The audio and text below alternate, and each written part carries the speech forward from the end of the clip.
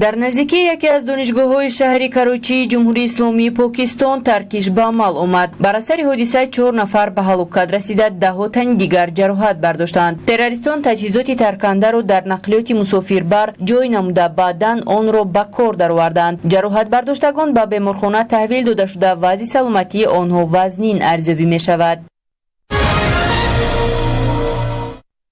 در اندونزیا بر اثر آبخیزی شدید نزدیکی 10,000 نفر منزل‌های زیستی خود را ترک کردند. بعضی از منطقه‌های کشور را بارشات و آبخیزی، یرج و گردبادها فرا گرفته، از آفت طبیعی بیشتر ساکنان مضافات یاوه غربی ضرر دیدند. در نتیجه آبخیزی پایتخت کشور شهر جاکارتا قسماً زیر آب مانده، یک عبادتگاه و 3 مؤسسه تعلیمی خراب شد. وابسته به وضعیت به عمل آمده در کشور 14 روز حالت فوق‌العاده اعلان گردید.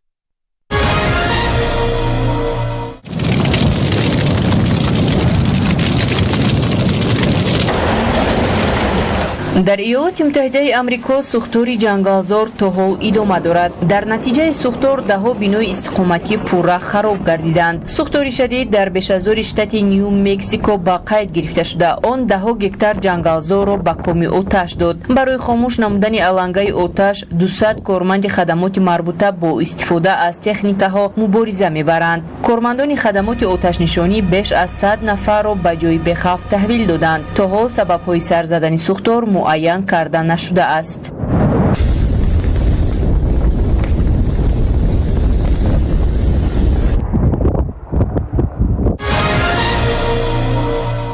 قسم جنوب و غربی شهر پافوس کیپر را زلزله شدید تکان داد. قوه جنبش قشر زمین مطابق جدول ریختر 4.8 درجه را تشکیل می‌دهد. حادثه در 21 کیلومتری شهر پافوس در عمق 17 کیلومتری زمین به قید گرفته شد. تکان خوردن قشر زمین را ساکنان منطقه‌های اطراف نیز احساس نمودند. تا حال درباره ضرر دیدگان معلومات داده نشده است.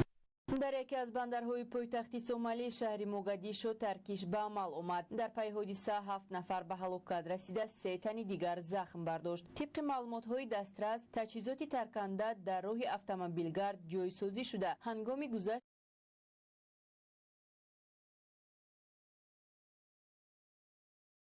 اتومبیل نظامیان طریق دستگاه فاصلوی به کار درآورده شده است.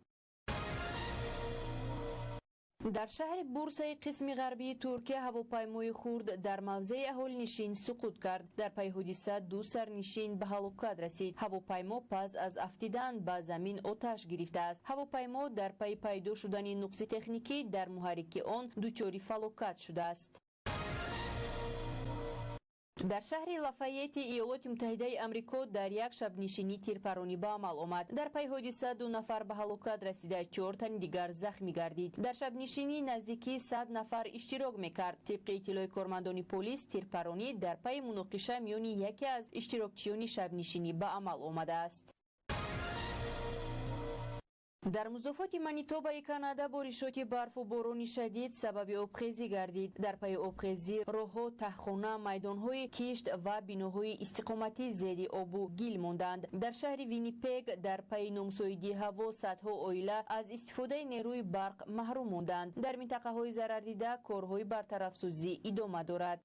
قسم جنوبی ایالات متحده آمریکا سوختار جنگل تا رفت مساحت می‌افزاید. از همه وضعیت تشویش‌آور در شتات نیو مکزیکو به نظر می‌رسد. بنا به معلومات رسیده در دوام یک هفته بیش از 20,000 گکتار جنگل سوخته نابود شده است. همچنین سوختار منطقه‌های کوهی شهر سانتا فه را نیز فرا گرفته است. در اینجا چند منزل استقامتی سوخته نابود شده است. از منطقه‌های زیر خطر سوختار قرار داشته، صدها نفر به جای‌های امن تحویل داده می‌شوند. همزمان در رابطه با سوختار جنگل در شتات آریزونا حالت فوق‌العاده اعلان شده است. مساحت سوختار در شتات تگزاس باشد به 10,000 گکتار نزدیک می شود. وزش شمال و هوای خشک به مساحت افزودن سوختار مساعدت می کند. آتش نشانان برای برطرف نمودن سوختار از تمام امکانات و تکنیک‌های در اختیار داشتهشان استفاده می برند.